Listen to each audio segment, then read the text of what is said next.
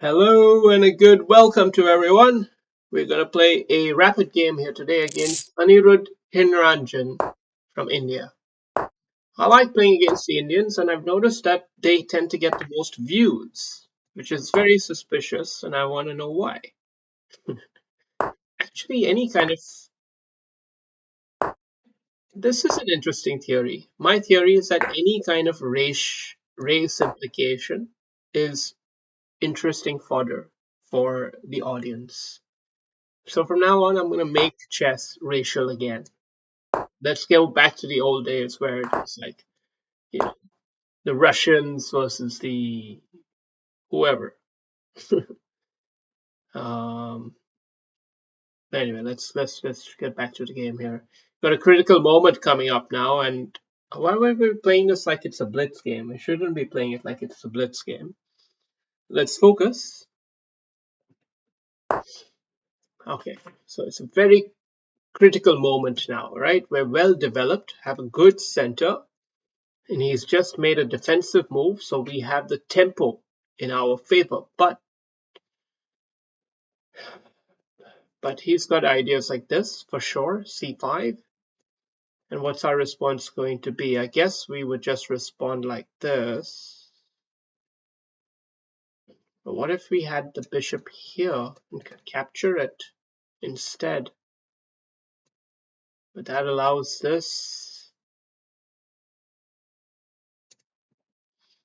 And how about this move, e5? Should we play it? Typically you do want to play it. Typically you do.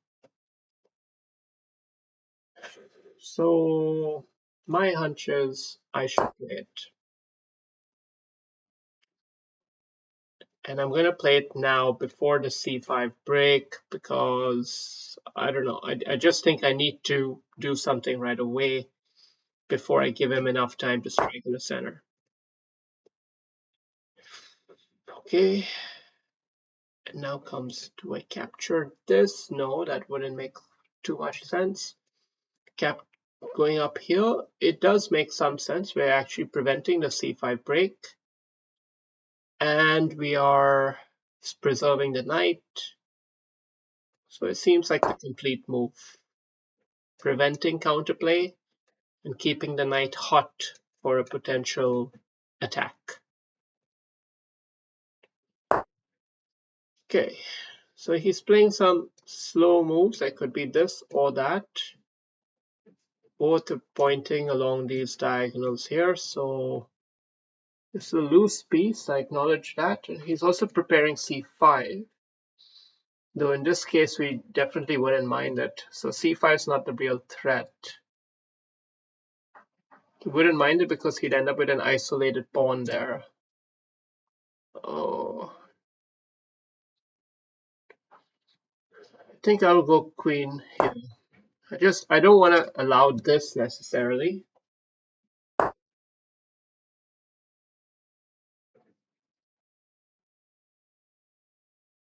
And now looks like the right time to castle.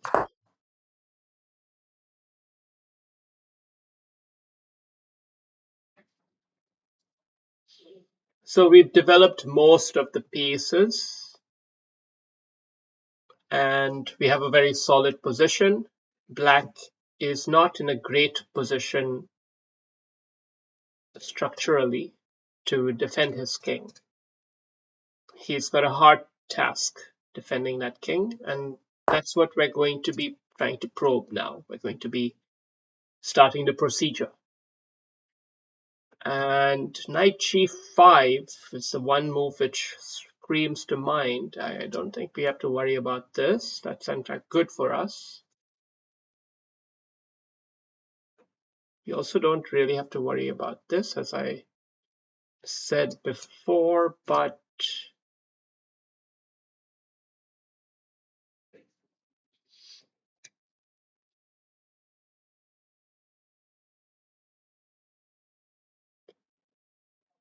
yeah, I think we got to play that. It might be a tad premature. I'm not 100% sure. I think I perhaps should have waited a bit. Now I can consider h4, queen here.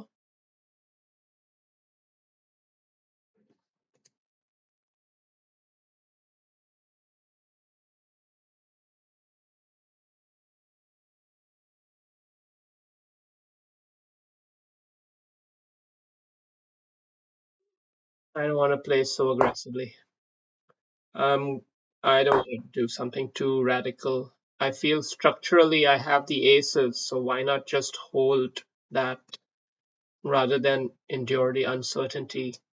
And we can capture here. It looks like a fine move to play.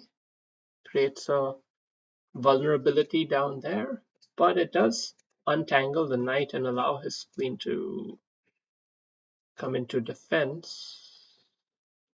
But at the same time, if I don't play it, then what will I do? His pieces are messed up right now because of this.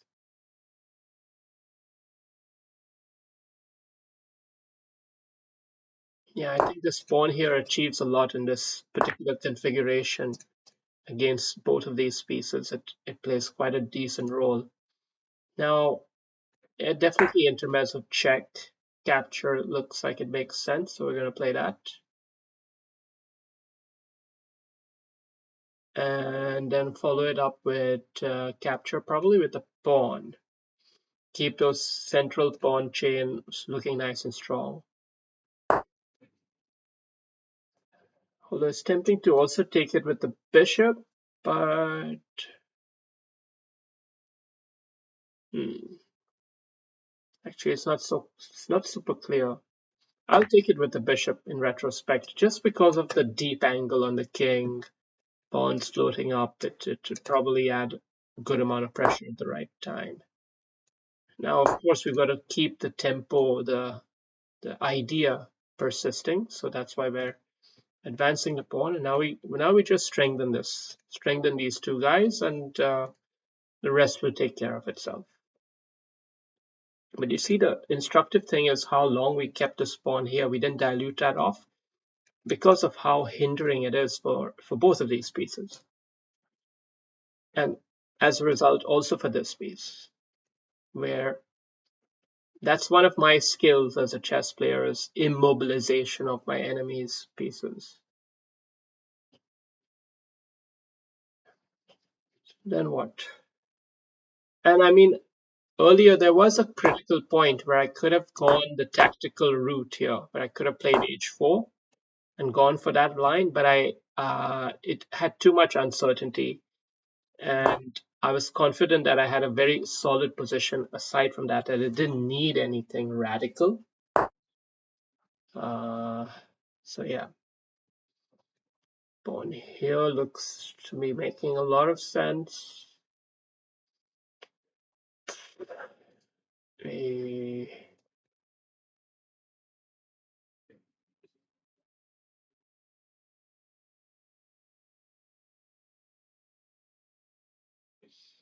Let's just hold them nice and steady.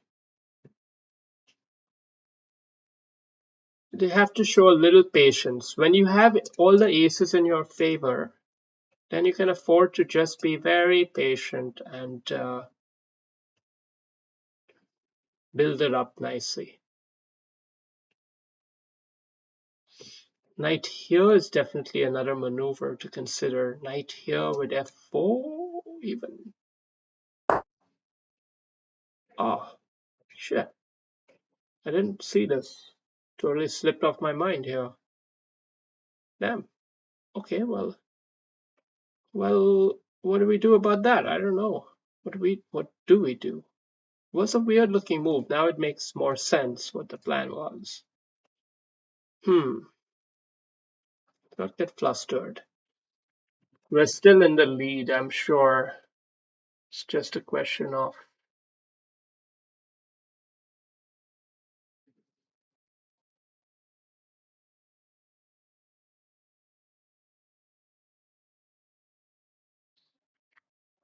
hmm.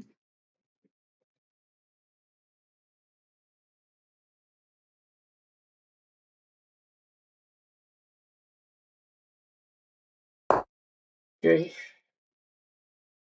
So I'm acknowledging the concession here, but the good news is at least that bishop was doing something for him.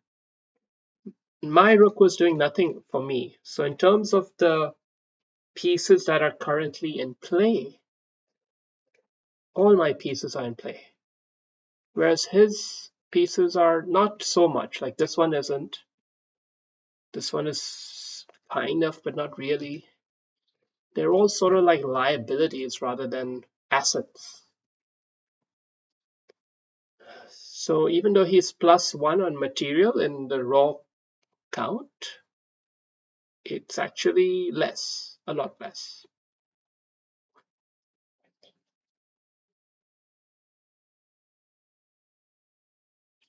Key ideas are now to exploit this whole setup here, right? That's a big part of this whole tactical maneuver. He doesn't like this bishop on this diagonal, so he's trying to underrule him right away, but that's given us time to play this, pawn up, and then he's got to react to that, and we can go check and bam. So now let's pull the cord. Now let's snap the trigger. Enough is enough. Enough is enough. This is a very, very threatening move. He does have a way out. Don't tell him. Don't tell him that. But he does have a way out of it. At least to avoid getting totally smashed, he does have a way out. And this wasn't quite the right way, I think, but it's also decent, actually. It's pretty decent. We could kill here and capture back, or we just take the pawn advantage.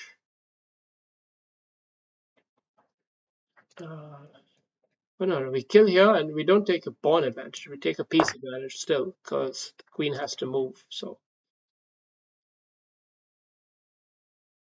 yeah, I mean, it was more intuitive to capture there, but okay, well now it should be pretty much over, right? I'm sure there's no more fight left now, guys. Come on. Give up. Now come on. But he might fight on, because if he's turning 100, he's a good fighter. He's probably a pretty good fighter. So let's give him credit. But we have a trick here, which is check, check. Yeah, we're probably gonna come in and even take some drag these 2 pawns off. Check here. This was the main one that we were exploiting. And then another check here. And now comes a critical move, critical moment in the position. Well, pretty much has to take it like that, and we can now let's play it cool and let's try to win some more material here. Let's not give him counterplay against this bishop.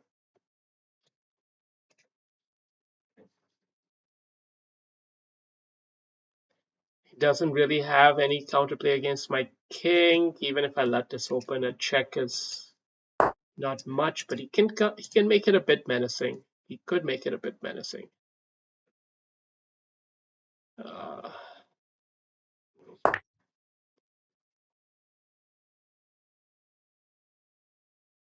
Yeah, you got to be patient, guys. If you want to convert your wins, you got to be a bit patient. And in a rapid game, especially, you don't want to gamble.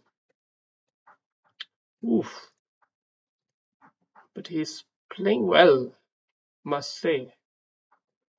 Okay, we're defending and attacking, so we're also defending this and by proxy.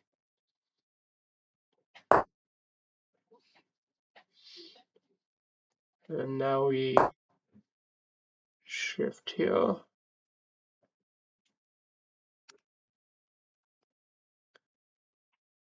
Just be patient. Give ourselves a little bit of luft as well.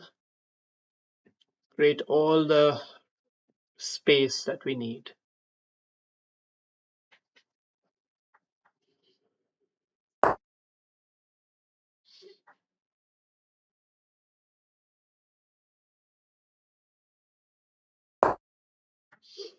Now let's go up and press more against that rook. And now we've got some nasty shit here for sure.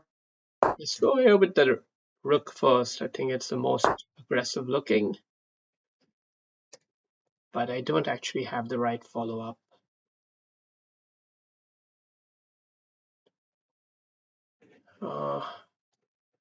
Rook here is pretty good. He pretty much has to take it. There's no back rank stuff to really worry about.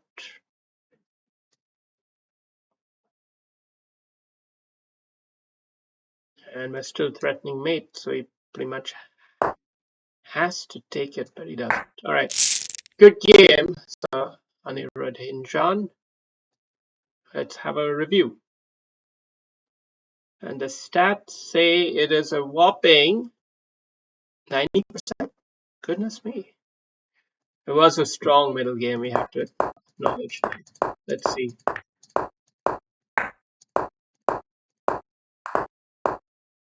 So this, we all played this very fast, and this is all correct. That was a bit passive, and here we were not sure. We pushed it forward. The best move according to the computer is queen e2, and then push it forward.